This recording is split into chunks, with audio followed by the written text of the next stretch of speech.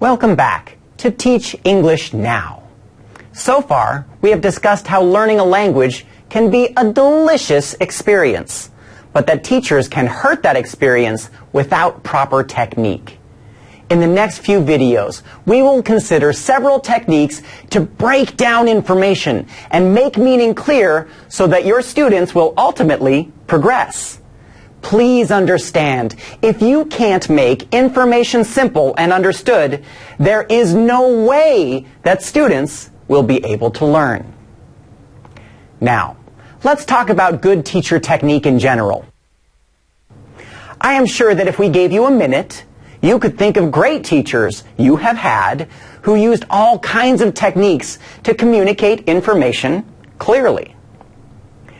Your great teachers probably used whiteboards, PowerPoint presentations, diagrams, hey, maybe even metaphors.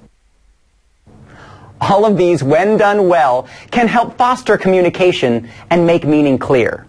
In fact, whether your teachers knew this consciously or not, they were probably presenting information that was just right for your brain to process.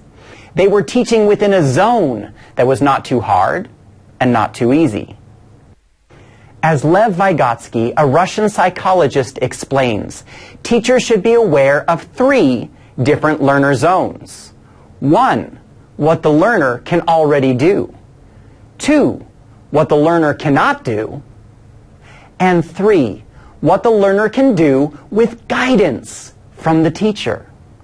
This 3rd zone he calls the zone of proximal development. I call it the sweet spot, because cake is the most delicious when you are teaching within this zone.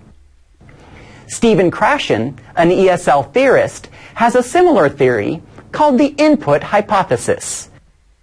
This hypothesis states that learners need to receive input that is just beyond their current understanding in order to grow. Just a little bit hard, a little bit new, so to speak. He calls it I plus 1, meaning input plus new information. Can you see how this resembles the zone of proximal development? Now, let's talk about what happens when you don't teach in the sweet spot. Here's a brief story. A few years ago, I taught in 2 places, at an English school and at a university. One of my students from the English school asked if she could visit a class I taught to university students. She was a very smart young woman, but had only been studying English for the past 3 months, and so she was a beginning English student. She was doing fantastic, and I loved to see her smile in class as she answered every question. When she asked to visit my upper-level university class, I said, of course. She came early and was smiling. However, as I began speaking, I remember how quickly her smiles turned into frowns.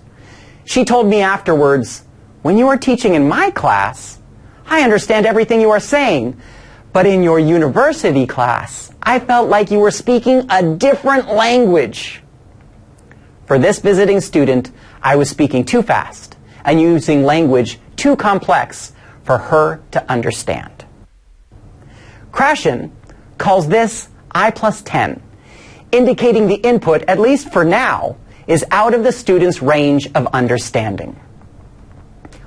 On the other hand, maybe you have encountered the opposite problem. Welcome to Animals 101. Please repeat after me. This is a dog. Dog. Dog. This is a cat. Cat. Cat. In this situation, you understand all the concepts the teacher is explaining, so it is, simply put, boring. Krashen calls this I plus 0, meaning the input is completely understood by the student and no learning is taking place. So, in summary, we don't want to share information that is too high, and we certainly don't want to share information that is too low. We want to provide information at the I+1 level.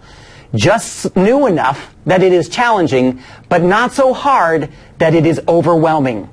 You have to find that sweet spot and help students by breaking down information, going the correct speed, and using techniques to help students understand concepts that, without you, they would not understand. I will now present 3 different techniques to help you reach students better, starting with the first technique, body language.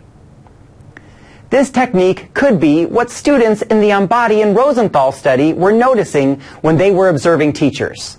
There is so much a teacher can do to help learners understand through the use of hands, eyes, and movement in a classroom. In fact, some researchers put the level of nonverbal communication as high as 80% of all communication.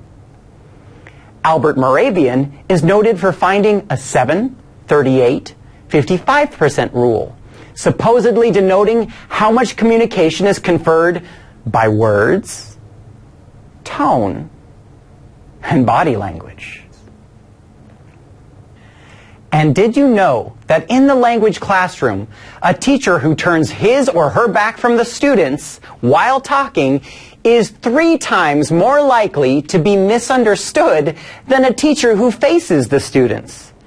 This is because most nonverbal communication comes from the arms and the face. Body language and movements can also be used to help students make connections with specific vocabulary. I'll never forget when my Spanish teacher, who knew I was going to Venezuela, taught me a particularly Venezuelan Spanish word. It is a word that means to go forth or to move forward with strength and ambition. The word is pa'lante. To go forward. What a great visual to help me remember the meaning of the word. Pa'lante.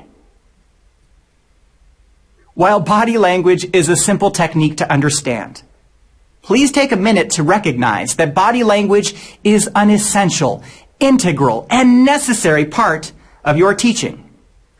Thanks for watching Teach English Now. And remember to never go back and always pa'lante. See you next time.